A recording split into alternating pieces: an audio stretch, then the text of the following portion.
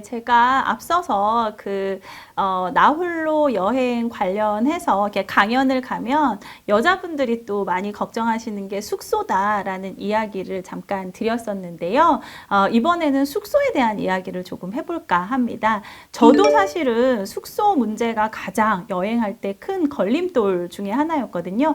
다행히 그래도 제가 이렇게 활발하게 여행할 때는 그 네일로가 굉장히 이제 활성화가 되면서 각 기차역 주변으로 게스트하우스들이 이제 하나둘 생기기 시작을 했습니다. 그래서 게스트하우스를 거점으로 해서 이렇게 다른 지역으로 취재를 갔다가 다시 돌아오고 이런 식으로 이제 많이 숙박을 좀 해결을 했었는데요. 저보다 앞서서 여행 작가 하셨던 여자 선배님들 이야기 들으면 숙소 잡는 게 굉장히 어려웠다는 말씀 많이 하시더라고요. 왜냐하면 여자 혼자서 숙소를 가면 좀 거절을 하시는 분들도 많으셨대요. 예전에는 뭐 사고도 많았고 이제 하니까 그래서 숙소 잡는 게 굉장히 좀 어려웠다. 여자 혼자서 특히나 이제 그런 이야기를 많이 하셨는데 요즘은 뭐 기차역뿐만 아니라 그 지역 명을 치고 그 옆에 게스트하우스 뭐 이런 식으로 이제 포털에 검색만 해보셔도 굉장히 많은 특히나 뭐 서울 제주, 부산, 경주 이런 지역에는 정말 수십 개, 수백 개의 게스트하우스가 운영이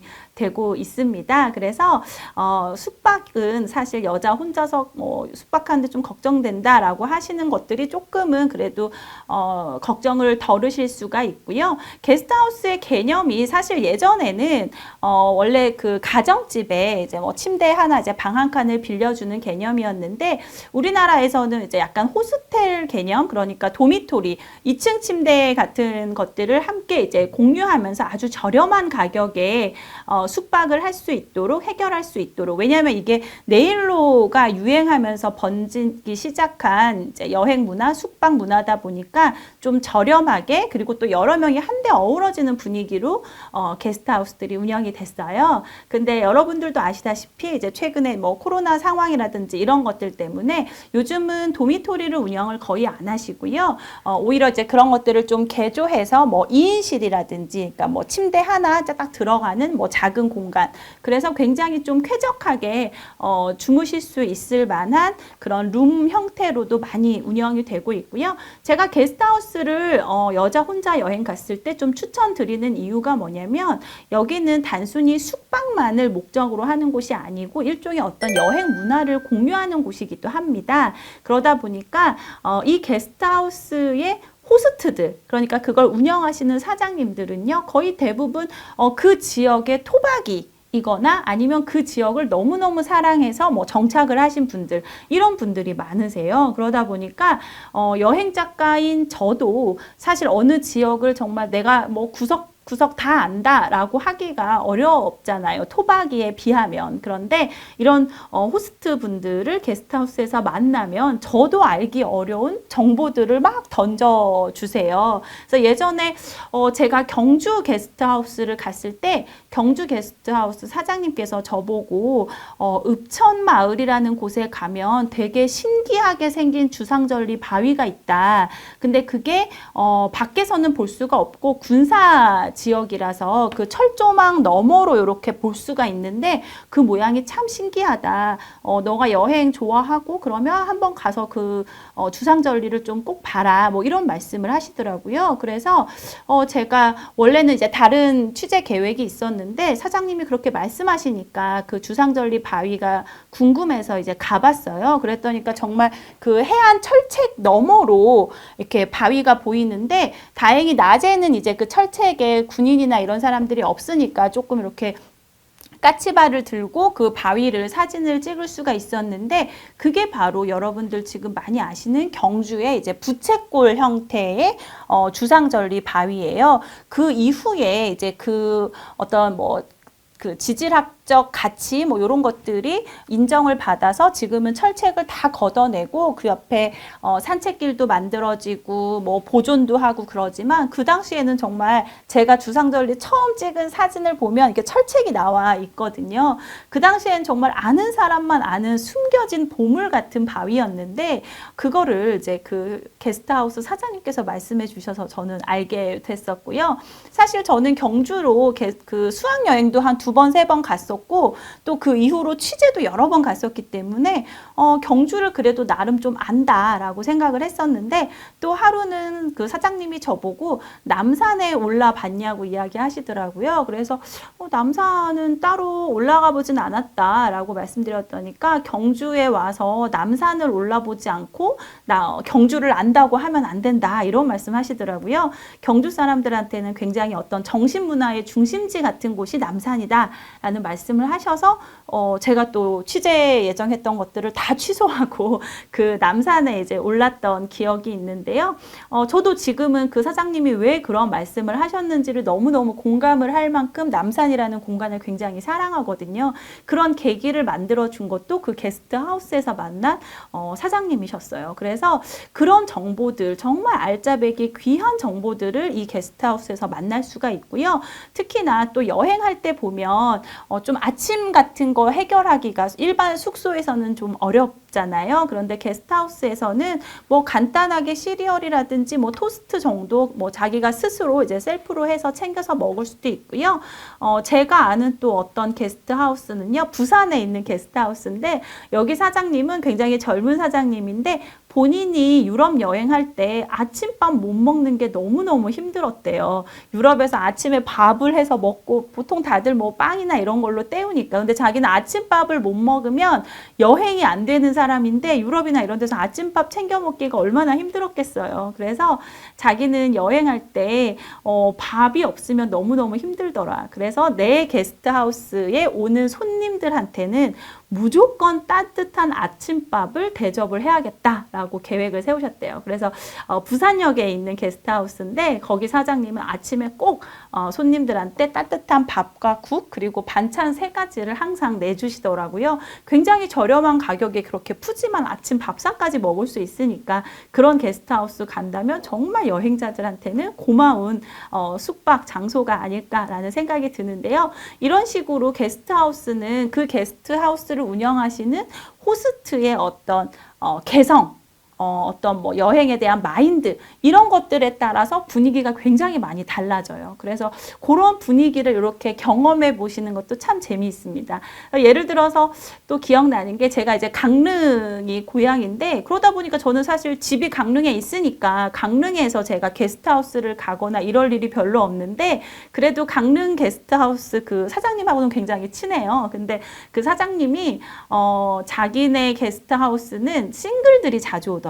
강릉이라는 공간의 특성 때문에 그런지 싱글들이 자주 이제 혼자 여행 오는 젊은 친구들이 많대요. 그래서 이 친구들을 매주 금요일마다 이제 싱글 파티라는 이름으로 금요일마다 혼자 온 이제 싱글들 함께 파티를 즐기는 걸 이제 매주 하셨다고 하시더라고요. 그래서 그 싱글 파티에서 만나서 결혼한 커플이 제가 재작년에 들었을 때만 해도 27쌍이 넘었었습니다. 그래서 사장님께서 자기가 그 결혼 정보 업체 뭐 유명한 업체들 있잖아요. 그런 데들보다 자기네들이 훨씬 매칭률이 높다고 그러면서 어디 가서 뭐 노총각, 노처녀, 자제분들 때문에 자녀분들 때문에 고민이신 분들은 다 강릉 게스트하우스 보내달라고 막 그런 말씀도 하시더라고요. 그렇게 막 함께 어울려서 아주 즐겁게 또 노는 게스트하우스가 있는 반면에 안동에 있는 또 게스트하우스 한 군데 같은 경우에는요, 노처녀 2분이 운영하시는 게스트하우스였어요. 지금은 이제 운영을 안 하시는데,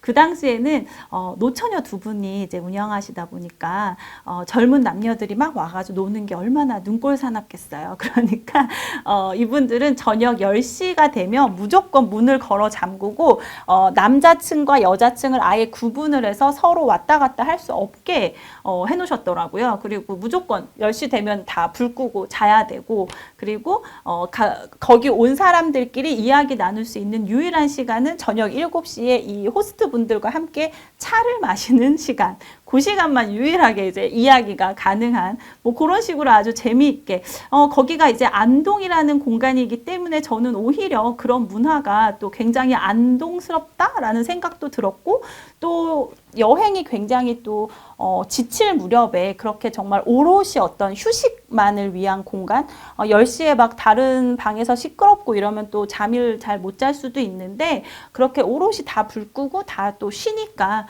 그게 또 오히려 저한테 굉장히 충전이 됐던 기억도 있어요. 그래서 그런 게스트하우스들을 경험해 보시면서 여긴 또 이런 문화가 있구나, 저런 문화가 있구나, 이런 것들을 좀 경험해 보는 것도 아주 재미있는 방법 중에 하나고, 또 하나가 이제 최근에는 이제 에어비앤비라고 해서 아까 말씀드린 것처럼 자기 집에 뭐 방 한 칸이기도 하고요. 요즘에는 아예 정말 집을 전체를, 살림집 전체를 빌려주는 공간들도 굉장히 많아요. 그래서 이런 에어비앤비 같은 경우에는 저는 국내도 국내지만 사실 국내보다는 해외 여행 갔을 때 현지 사람들하고 좀 어울릴 수 있는 용도로 이런 그 에어비앤비를 이용하는 것도 굉장히 좋은 방법 중에 하나다라고 소개를 해드리고 싶은데요.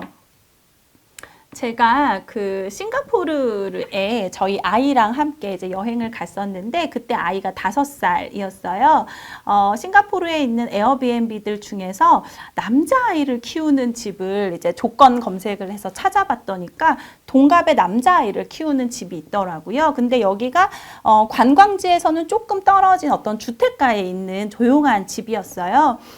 사실 뭐 관광지로 이동하거나 이러기엔 조금 불편할 수도 있었지만, 저는 아이한테 그래도 현지 친구를 좀 만들어주고 싶다 이런 생각이 들어서 이 에어비앤비를 예약을 하고 갔는데, 딱 갔더니까 여기 지금 사진에서 보이는 그 동갑 남자아이 이름이 론이었는데, 론이 원래 그 게스트들이 오면 그냥 이렇게 인사만 쓱 하고 자기 방에 들어갔었대요. 굉장히 샤이한 친구라고 엄마가 이야기를 했었는데, 이 친구가 딱 왔는데 보니까 저희 아이가, 동갑 남자아이가 딱 있으니까 눈이 동그래지면서 막 영어로 저희 아이한테 막 인사를 하는 거예요. 근데 저희 아이는 이제 영어를 그때 못하는, 뭐 지금도 못하지만 이렇게 못하니까 둘이서 막 그냥, 저희 아이는 한국어를 하고 그 아이는 영어를 하면서 서로 막 이야기를 하다가 어느 한 단어에 딱 꽂히게 됩니다. 그게 뭐였냐면 마인크래프트라는 당시 남자 아이들 사이에서 굉장히 인기가 있었던 게임이에요. 그 게임을 둘이서 어느 순간 딱 통하더니까 갑자기 둘이서 이제 패드를 들고 와서 앉아서 그 게임을 함께 하기 시작을 하더라고요. 그러더니까 막 론이 자기 간식도 가져오고, 나중에는 엄마 말로는 론이 자기 방 문을 게스트한테 열어준 게 처음이라 그러더라고요. 그래서 아이 방 문을 열고선 그 방에서 막 놀고 이랬어요. 그래서 사실 싱가포르는 한국 사람들이 굉장히 좋아하는 여행지이기도 하고 볼거리도 너무너무 많잖아요. 근데 저희는 거기서 이제 아침에 론이 유치원 갈 때 같이 나와서 이제 론 가는 거 이제 빠빠이 해주고 나가서 한두 개 정도 여행지를 보고, 론이 한 3시, 4시면 이제 유치원에서 돌아오거든요. 그래서 그 시간 맞춰서 숙소로 다시 돌아와서 아이들 놀리면서 저는 또 이제 론 엄마랑 같이 뭐 커피 마시면서 싱가포르의 뭐 생활이라든지 뭐 이런 이야기도 듣고, 그렇게 며칠을 보냈는데, 아이는 그 싱가포르에서 만났던 론이랑 함께 놀았던 그 시간을 지금도 굉장히 많이 이야기를 하고 좋았다고 얘기를 하더라고요. 그래서 현지인들하고 좀 이렇게 살 부대끼면서 좀 이야기를 하고, 진짜 싱가포르의 삶, 진짜 현지인의 삶을 뭐 하루라도 좀 이렇게 느껴볼 수 있는 기회를 이런 숙소들을 통해서 좀 경험해 보시면 좋지 않을까라는 생각이 들고요. 요거는 제가 일본에 이제 대마도를 갔을 때, 대마도도 일종의 우리로 치면 이제 민박집 처럼 이제 민숙이라고 부르는 아침 저녁을 주고 방 한 칸을 이제 쉐어를 하는 그런 이제 시스템으로 민숙이 운영이 되고 있어요. 그래서 저희가 이제 대마도에 갔을 때 이제 그런 민숙을 예약을 하고 갔었는데, 여기 이제 바깥 할아버지, 그러니까 바깥 어르신이 선장님이세요. 대마도는 낚시하시러 많이 가시잖아요. 그래서 대마도에서 이제 그 어선으로 이제 그 물고기 잡으시는 선장님이다 보니까, 뭐 아침에 정말 갓 잡은 고기들이 막 저녁 밥상에 막 올라오고, 또 할머님이 솜씨가 너무 좋으세요. 음식 솜씨가. 또 그리고 특히나 뭐 일본이니까 뭐 음식도 우리 입맛에 잘 맞고. 그래서 정말 여기 머무는 동안 너무너무 아침 저녁으로 신선한 해산물을 마음껏 맛보고, 또 제가 아침 산책 간다 그랬더니까 저희 아이가 자기는 할머니 할아버지랑 놀겠다고, 그래서 강아지랑 같이 말도 안 통하는데 일본어도 못하면서 할머니 할아버지랑 놀겠다 그러면서 숙소에 남아서 이제 할머니 할아버지랑 막 이렇게 시간도 보내고 하더라고요. 그래서 그런 거 보면서 확실히 좀 현지인들이랑 이렇게 좀 부대낄 수 있는 시간들이 굉장히 좀 아이들한테도 그렇고, 물론 저희들도 굉장히 좋은 기억으로 남겠다 라는 생각이 들었었고요. 제가 아까 그 오키나와를 갔을 때였는데 이때도 제가 이제 한복을 입고 갔다 보니까 그 에어비앤비 이제 운영하시는 그 호스트 분들이 남자분이 그 건축을 하시는 분이시래요. 그래서 이분이 그 오키나와의 전통 가옥에 대해서 이제 공부를 하셔가지고 그 전통 가옥을 좀 현대식으로 이렇게 숙소를 집을 이제 짓고 사시는데 이제 그 공간 중에 하나를 에어비앤비로 이제 내놓으셨더라고요. 그래서 저희가 이제 그 공간에 묵었는데 저분한테 저희는 어떤 그 오키나와 전통 가옥에 대한 이야기를 또 한참 듣고 그또 저분은 또 저랑 또 제 친구가 한복을 함께 입고 갔더니까 한복이 너무 예쁘다고 또 우리나라 한복에 대해서 또 한참 막 물어보시더라고요. 그러면서 저희 여행 갔다 잠깐 이렇게 여행하러 나간 사이에 막 검색해 보셨더라고요. 그래서 한국의 한복 종류도 막 검색해 보시고 이거는 뭐 저고리라고 부르는 거야? 뭐 이건 뭐라고 부르는 거야? 막 이렇게 물어보시기도 하고 저희는 그 가옥에 대한 이야기 또 저분은 호스트분은 또 한복에 대한 이야기를 서로 이렇게 나누면서 굉장히 좀 교류를 좀 색다른 교류를 나눴던 경험도 있거든요. 그래서 혼자 여행할 때 숙소가 사실은 굉장히 걱정스럽고 또 두려운 부분이기도 하겠지만 이미 혼자 여행하는 분들에게 또 최적화된 많은 숙소들이 있고 또 이왕이면 현지 분들이랑 함께 이렇게 어우러지면서 그런 혼자 자보는 것의 또 즐거움, 아까 혼밥의 즐거움, 혼술의 즐거움처럼 혼자서 자보는 또 즐거움도 한번 누려보셨으면 좋겠습니다. 그리고요, 제가 또 이제 혼자서 여행을 하다 보니까 제일 아쉬운 게 사진이더라고요. 왜냐하면 친구들이 있거나 뭐 가족들과 함께 여행을 하면 제 사진을 많이 그래도 이렇게 좀 남길 수가 있는데 혼자 다니다 보니까 이제 사진을 찍을 일이 많지 않고 또 요즘은 그래도 이렇게 뭐 삼각대를 세워놓거나 아니면 셀카봉 같은 것들을 많이 쓰는데 제가 다닐 때만 해도 막 셀카봉을 이렇게 쭉쭉 빼고 이러면 사람들이 이렇게 한번 좀 쳐다보고 뭐 이랬을 때였어요. 그래서 이렇게 사진을 찍거나 이런 것들이 조금 망설여지기도 하고 하더라고요. 근데 그렇게 좀 망설이다가 사진을 남기지 않고 뭔가 이렇게 끝난 여행은 나중에 그 여행을 다시 기억하고 다시 이렇게 그때의 분위기라든지 그때의 공기, 그때의 바람 뭐 이런 것들을 환기시키는 게 쉽지가 않더라고요. 그래서 정말 뭐 어느 그 광고 카피처럼 기록은 기억을 지배한다라는 그 광고 카피가 있었는데 굉장히 공감을 했던 광고 카피거든요. 근데 정말 그 말이 맞더라고요. 사진을 막 너무 사진을 위해서 막 요즘에는 또 너무 막 인증샷을 찍기 위해서 다른 어떤 여행의 즐거움이나 이런 걸 포기하는 경우도 있는데 뭐 그렇게 과할 필요는 없겠지만 어쨌든 혼자 여행하는 그 분위기, 즐거운 순간, 내가 행복한 순간 그런 것들을 좀 사진으로 남기는 것에 대해서 별로 부끄러워하거나 그러지 않으셨으면 좋겠다라는 생각이 들고요. 실제로 제가 그 나홀로 여행 강연하면 할 때 제가 그 셀카봉이라든지 또 미니 삼각대 그냥 이렇게 좀 조그맣게 갖고 휴대하기 좋은 뭐 삼각대라든지 그리고 지금은 이제 별로 사람들이 사용하지 않는데 또 한때는 그 카메라 렌즈에다가 이렇게 딱 끼우면 이제 각을 넓혀줘서 광각처럼 이제 셀카를 좀 더 쉽게 찍을 수 있도록 이렇게 만든 렌즈 같은 걸 이렇게 딱 끼우는 것도 있었어요. 그래서 제가 막 그런 다양한 셀카 어떤 아이템들 막 이런 것들을 강연 때 가지고 다니기도 했는데 그런 걸 이렇게 보여드리고 나면 강연 끝나고 나서 꼭 이제 어르신들이 이렇게 오셔가지고 이거 어서 팔아 막 이렇게 물어보시더라고요. 그래서 우리 어머님들도 이런 사진이나 이런 거 남기는 거 되게 하고 싶으시구나 이렇게 물어보고 싶은데 마땅히 물어볼 데가 없으시구나 이런 생각을 그때 제가 많이 했었는데 그래서 그런 사진들을 좀 많이 남겨놓으셨으면 좋겠다. 근데 그 남겨놓는 이유가 뭐냐면 아까 말씀드린 것처럼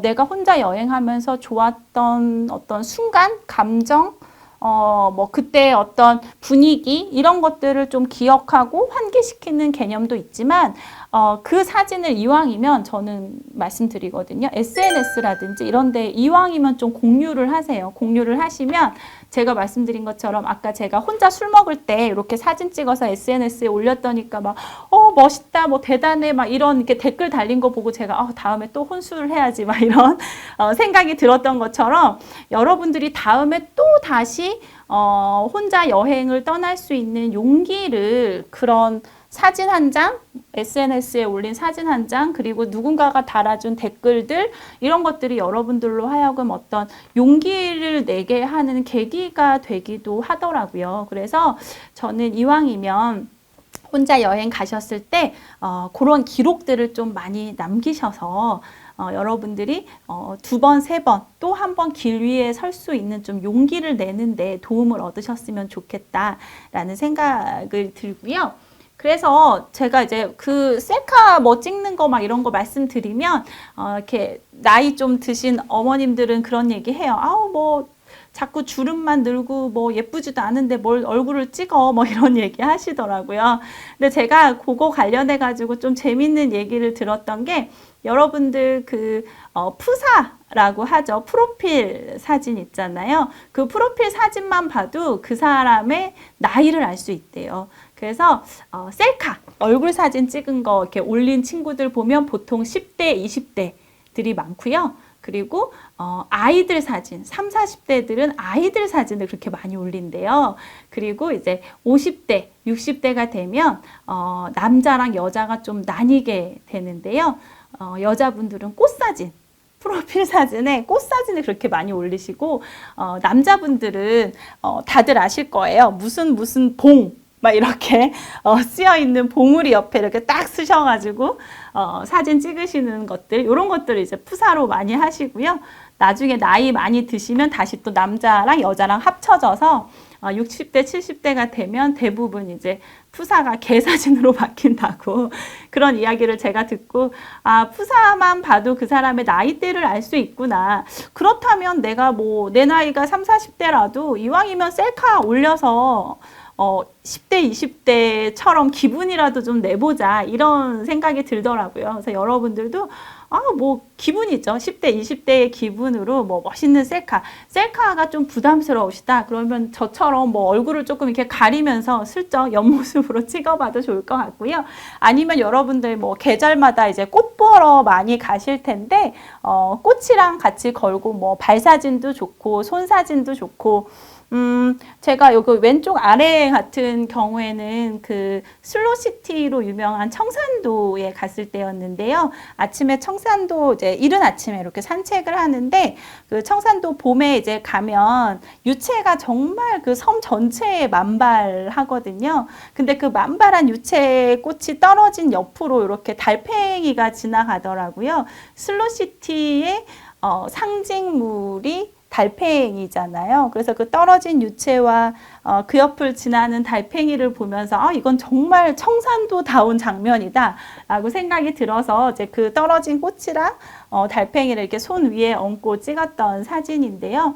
그냥 그런 순간들을 기억할 수 있는 사진들을 여러분들이 좀 이렇게 찍어 보시고, 얼굴 찍는 게 좀 부담스럽다. 그럼 뭐 손사진, 발사진 뭐 이렇게 딱 찍어서 그 순간을 여러분들이 기억하고, 그리고 그것을 또 SNS에 공유하면서 다른 사람들로 하여금 긍정의, 응원의 피드백들을 잔뜩 받으셔서 또 다음 여행을 할 수 있는 용기를 얻으셨으면 좋겠다라는 생각입니다.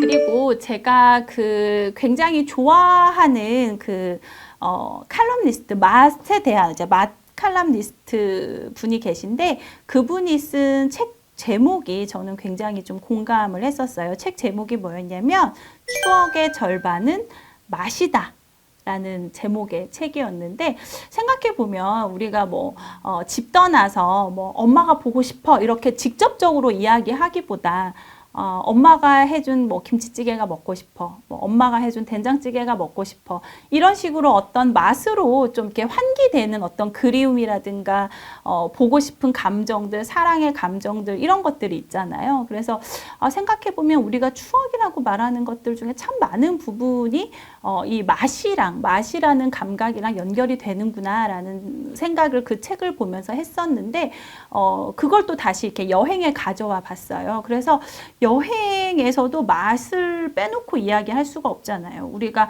굉장히 맛있는 음식을 먹었던 어떤 여행지는 자꾸 생각이 나고 또 그걸 다시 먹기 위해서 그 여행지를 가고 싶고 이런 생각을 하는 것처럼 맛이라는 게 여행에서도 정말 절반 이상을 차지할 만큼 굉장히 중요한 감각 중에 하나인데, 그렇다면 여행의 절반이 맛이라면 나머지 절반은 뭘까라고 생각을 해봤어요. 근데 우리가 어떤 여행지를 다녀와서 추억이라고 이야기하는 것들을 돌이켜보면 그곳에서 먹었던 맛있는 음식이라든지 아니면 사람에 대한 이야기가 많더라고요. 그래서 저도 아까 계속해서 어떤 여행지나 뭐 이런 이야기 할 때 보면 늘 사람 이야기를 여러분들한테 하고 있는데 맞습니다. 진짜 여행에서 우리가 돌아와서 추억하는 것에 상당 부분이 이 사람과 연결된 것들이더라고요. 그래서 여러분들이 어떤 여행지에 가셨을 때 맛 그리고 사람을 만나는 것에 있어서만큼은 조금 이렇게 유연해지셔도 좋을 것 같아요. 평소에 안 먹는 음식이라도 여행지에서라면 일단 한번 좀 이렇게 맛 보시고, 그게 어쩌다가 정말 나는 별로 맛이 없을 거라 생각했는데 내 인생 최고의 맛집이 될 수도 있는 거잖아요. 그러니까 여행지 가셨을 때만큼은 어떤 맛을, 새로운 낯선 음식을 맛보고, 특히 해외여행 가면 더더욱 그러실 거예요.